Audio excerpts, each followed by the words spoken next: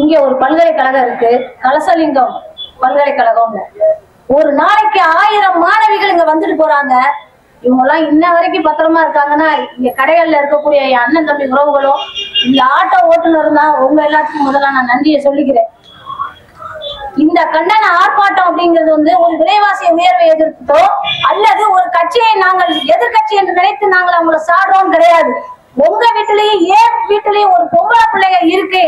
ஒரு பெண் குழந்தைகளை பாலியல் வன்புணர்வு செய்து விட்ட செய்தி காதுக்குள்ள வந்த உடனே ஐபிஎல் சொல்லி போனா இங்க கடைகள்ல ஸ்கிரீன்ஷாட் போட்டு எல்இடி டிவி வச்சு கிரிக்கெட் என்ன ஓடுதுன்னு பார்த்த நீங்க இந்த செய்தியை நீங்க பெருசா ஆக்க வேண்டாமா? உங்க வீட்டுல குழந்தைங்க இல்லையா? வீட்டுல குழந்தைங்களை என்ன சொல்லி வளர்க்குறீங்க? சாலை ஒழுங்கா போடு, டி ஷர்ட் போடாத. நானும் சொல்றேன். ஆனா நாம் தமிழர் கட்சி ஆட்சிக்கு வரும்போது துப்பாக்கிய பத்திரமா கவனமா கையில வச்சுக்கோ. எவே உன்னைய கூப்பிடும் போதே சுட்டு, கால்ல சுடு, அப்புறமா வேற இடத்துல சுடு அப்படின்னு சொல்லி அனுப்புற நிலைமை வரணும். இங்க கலைஞர் ஆண்டாச்சு, அண்ணா ஆண்டாச்சு, அம்மா ஆண்டுட்டாங்க, அடுத்து சித்தப்பா ஆண்டுட்டாங்க, இப்ப அப்பா ஆண்டுகிட்டு இருக்காங்க. நல்ல அப்பனா இருந்தா அண்ணா பல்கலைக்கழகத்துல ஒரு பொண்ண அண்ணா பல்கலைக்கழகங்கிறது அவ்வளவு எளிமையா நீங்களும் நானும் உள்ள போக முடியாது. ஒரு கம்ஃபர்ட் ஜோன் சொல்லுவாங்க இல்லையா, ஒரு பாதுகாக்கப்பட்ட தனிமைப்படுத்தப்பட்ட ஒரு மிக பாதுகாப்பாக இருக்கக்கூடிய ஒரு அண்ணா பல்கலைக்கழகத்துக்குள்ள ஒரு பெண்ணை உள்ள போய் பாலியல் வன்புணர்வு முடிஞ்சா ஒரு அப்பனா இருந்திருந்தீங்கன்னா, அந்த பிள்ளைக்கு நீங்க அப்பானா நினைச்சிருந்தீங்கன்னா நீங்க அங்க போய் நெல்லையில போய் இருட்டு கடை அல்வா தின்றுக்க மாட்டீங்க. அப்ப நீங்க யாருக்கு அப்பா? அந்த ஞானசேகரனுக்கு அப்பா. இங்க திருச்சியில நடந்துச்சு, அதுக்கப்புறம் கிருஷ்ணகிரியில நடந்துச்சு பாலியல் வன்புணர்வு, அவங்களுக்கு அப்பா. அதனாலதான் நீங்க இன்னும் அமைதியா போய்கிட்டு இருக்கீங்க. பொதுவாங்க சங்க இலக்கியங்கள்ல ஒரு போர் நடக்குது அப்படின்னா எவ்வளவு பெரிய எதிரி நாடா இருந்தா கூட அவன் முதல்ல ஒரு அறிவிப்பு கொடுப்பான். பெண்களை, குழந்தைகளை, பசுக்களை, பார்ப்பானர்களை இவங்களெல்லாம் ஒரு ஓரமா பாதுகாத்து வச்சுக்கோங்க, போர் நடக்க போகுதுன்னு சொல்லுவாங்க. அப்படிப்பட்ட ஒரு நாட்டுல ஒரு குழந்தைகள் சொல்லி கூட பார்க்காம நாள்தோறும் பாலியல் எனக்கே அழுத்து போச்சு. இந்த தலைப்புல கண்டன ஆர்ப்பாட்டம் நடத்தி எனக்கெல்லாம் உண்மையில வெக்கமா இருக்கு. இன்னும் காவல்துறை சரியா இருந்தாங்கன்னா இன்னும் இந்த வழக்குகள் நிறைய பதியப்படும். இது என்ன 1-2 எல்லாம் நடக்கல. முகநூல்ல அல்லது யூடியூப்ல இந்த நிகழ்ச்சியை பத்தி கீழே போட்டுருக்காங்களே, எத்தனை பெண்கள் எனக்கு நடந்துன்னு கீழே கருத்து போட்டுருக்காங்க தெரியுமா? ஏன் அவங்க எல்லாம் உங்ககிட்ட சொல்லல? ஒரு பெண் காவலரே சொல்றீங்க, இந்த மாதிரி வழக்கு பதிஞ்சா தெளிவா கேட்பாங்க, இப்படி கேட்பாங்க, அந்த விதி படத்துல கேட்பாங்க பாத்தீங்களா? அது மாதிரி ஒரு பெண் காவலர் இப்படி சொன்னாங்கன்னா அதை பார்த்துக்கிட்டு இருக்கிறவங்க திரும்ப போய் இந்த மாதிரியான வழக்குகளை பதிவு பண்ண போவாங்களா? நீங்கள் சரியாக செயல்படாத காரணத்தாலதான் அங்கொன்னு இங்கொன்னுமா நடந்துகிட்டு இருக்கு, வழக்குகள் பதியப்படல. இன்னும் நீங்க சரியா வேலை செஞ்சிருந்தீங்க அப்படின்னா இன்னும் இது அதிகமாகத்தான் செய்யும். அதாவது வள்ளுவர் ஒரு திருக்குறள் சொல்லுவார், நோய் நாடி நோய் முதல் நாடி அது தணிக்கும் வாய் நாடி வாய்ப்ப செயல். இது கடந்த திராவிட ஆட்சி வந்ததுல இருந்து நடந்துகிட்டே இருக்கு. ஒரு காய்ச்சல்னு சொன்னா முதல்ல அவர் ஒரு ஊசி போடுவார், நார்மலா ஒரு ஊசியை போடுவார். கேட்கலையா, சின்னதா ஒரு டெஸ்ட் எடுங்கன்னு சொல்லுவாங்க, பிளட் டெஸ்ட், யூரின் டெஸ்ட்னு. அதுவும் முடியலையா, அடுத்து என்னன்னு சொல்லி அடுத்தடுத்து அந்த காய்ச்சல் தொடர்ச்சியாக நடக்கிற அந்த காய்ச்சலுக்கு என்ன காரணம் அப்படின்னு அந்த மருத்துவர் அறிந்து அதுக்கேற்ற மாதிரி தன்னுடைய டோஸ் எழுதி கொடுக்கிற பிரிஸ்கிரிப்ஷனா மாத்துவார். அப்படி மாத்தி கொடுக்கும் போதுதான் அந்த காய்ச்சல் சரியாகும். அதே மாதிரிதான் இங்க இருக்கக்கூடிய சட்டங்கள், இந்த குண்டர் சட்டத்துல போட்டாப்புல அடுத்து இந்த குற்றம் நடக்காம இருந்துருமா? தூக்கு தண்டனை விதிச்சாப்புல ஆட்டோ சங்கத்துக்குள்ள தூக்கு தண்டனை தானே கொடுத்தாங்க. குற்றங்களை பயந்துட்டாங்களா? எல்லாரும் பயப்பட மாட்டாங்க. ஞானசேகரன் மாதிரி உள்ள பிள்ளைகளை உருவாக்கி கொண்டிருப்பது இந்த திராவிட மாடல் அரசு. எங்க பார்த்தாலும் சாராய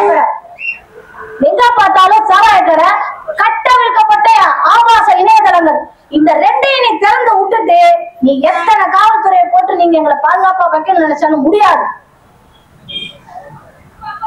1000 ரூபாய் படிக்கிற பிள்ளைங்களுக்கு 1000 ரூபாய் கொடுக்குறேன்னு சொன்ன, பெண்களுக்கு 1000 ரூபாய் கொடுக்குறேன்னு சொன்ன, மகளிர்களுக்கு இலவச பயண கட்டணம் கொடுத்தேன்னு சொன்னியே. ஆனா அப்பயே என்ன பெத்த அப்பயே எனக்கு பாதுகாப்பு கொடுத்தியாடா? எனக்கு பாதுகாப்பு கொடுத்தியா? எதுக்கு நீ எனக்கு அப்பா?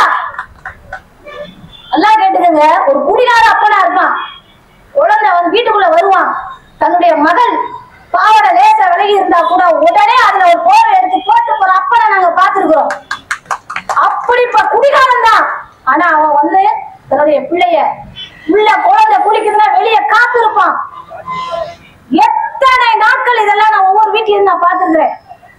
இந்த குழந்தை எல்லா விஷயம் கேட்டுக்கிட்டு இருக்கும் போதே இன்னைக்கு பாத்தீங்கன்னா ஒரு மதியானம் ஒரு வேட்டு நியூஸ்னு ஒரு இதுல வருது. கோயம்புத்தூர்ல 7 மாணவர்கள் சேர்ந்து ஒரு 17 வயது மாணவிய கூட்டு பாலியல் வன்கொடுமையா. என்னத்த புரிய தள்ளிட போறீங்க? இதே வழக்குக்கு நான் ஒரு சாட்சியா நான் போயிருந்தேன். 11 மணிக்கு கேஸ் வருது, அதாவது அந்த நீதிமன்றத்துல அந்த வழக்கு வருது.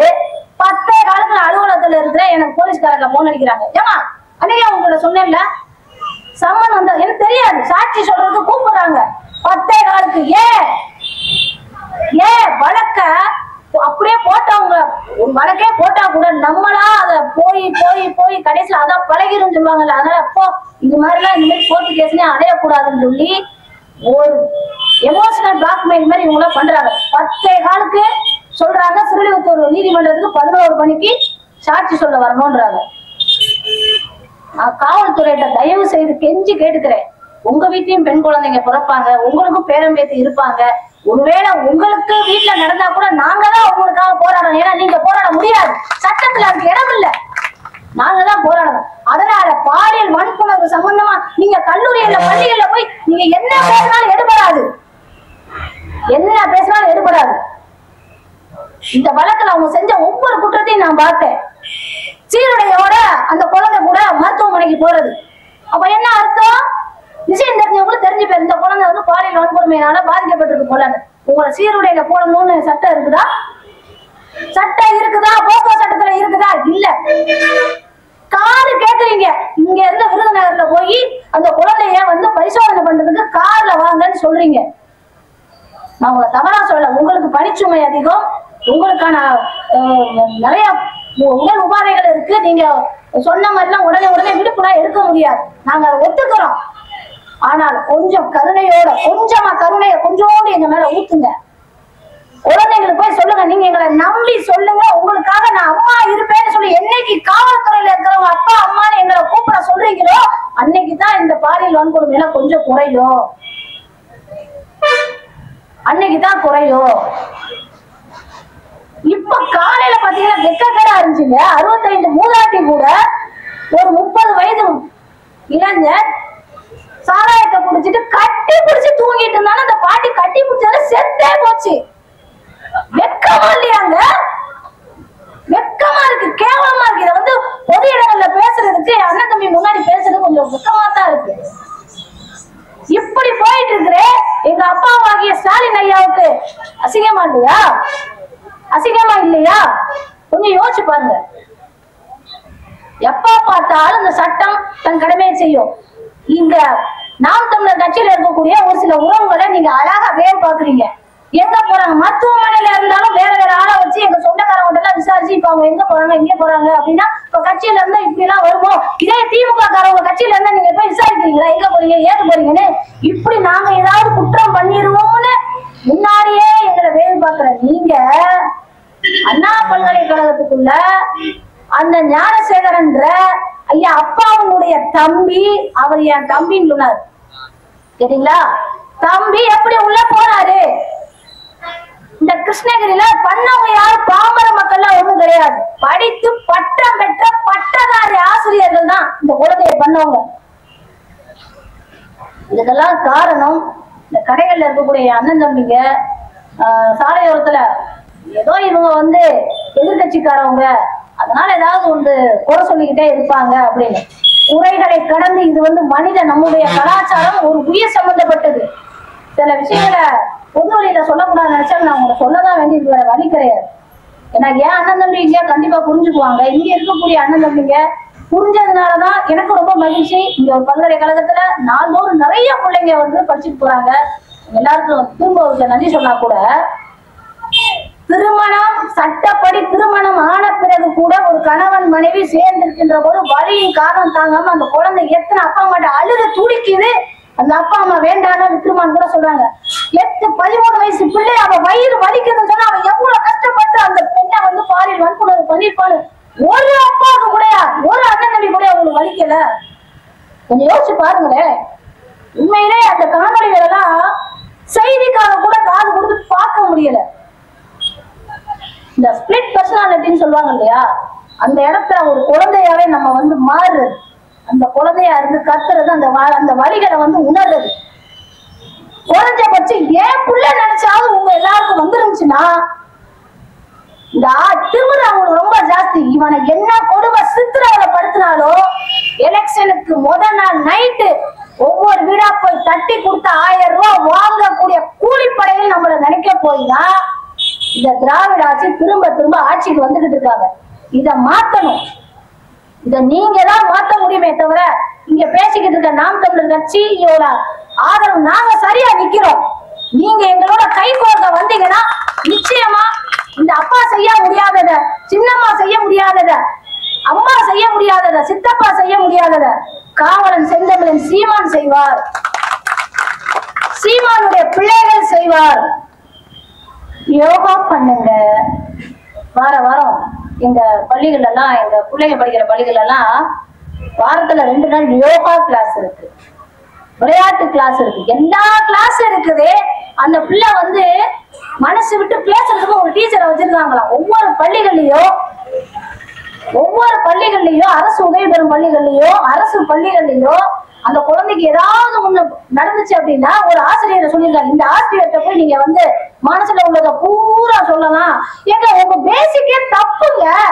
அந்த டீச்சர் யாருன்னு பார்த்தா அந்த இளவு படிச்ச இங்கிலீஷ் மயிலே எனக்கு வராது. அந்த டீச்சர் தான் எனக்கு அந்த பாதுகாப்பான ஒரு டீச்சர்னா என்ன அந்த வாத்தியார் இப்படி பண்ணுவாரு நான் போய் சொல்லுவேனா? நான் சொல்லுவேனா?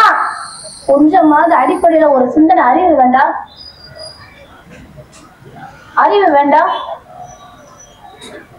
தயவு செய்து வள்ளுவன் சொன்ன மாதிரி உருப்படி ஆட்சி நடத்த வாய்ப்பு அந்த இந்த குற்றம், இந்த நோய் நடந்ததுக்கு என்ன காரணம்னு அறிஞ்சு உங்களால தீர்வு காண முடிஞ்சா காணுங்க.